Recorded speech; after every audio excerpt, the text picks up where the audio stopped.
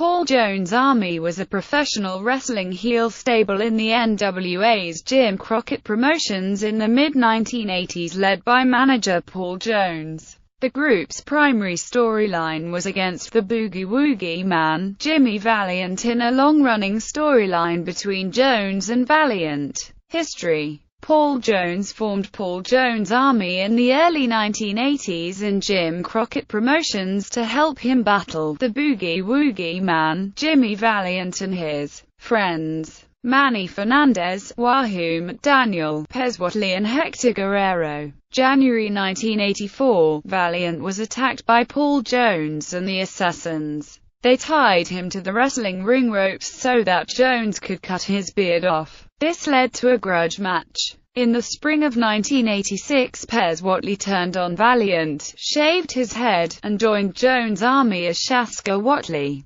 During the Great American Bash 1986 summer shows, Paul Jones adopted a military-style look in his long feud with Valiant and labeled his stable of wrestlers the Army. Valiant would beat Shaska Whatley in a hair versus hair match, but with outside interference lost a hair versus hair match to Paul Jones only weeks later. In the fall of 1986, the Rajah Bull Manny Fernandez, Valiant's best friend, accepted Jones' money and turned on Valiant, starting a feud between the two. Paul Jones at this point shortened his army to his newly acquired tag team of Rajah Bull and Rick Rude. The war between Valiant and Paul Jones climaxed at Starrcade 1986 with Valiant putting up the hair of Big Mama against the hair of Paul Jones in a no DQ match, which Valiant won. Championships and accomplishments: Jim Crockett Promotions NWA World Tag Team Championship, Manny Fernandez and Rick Rude.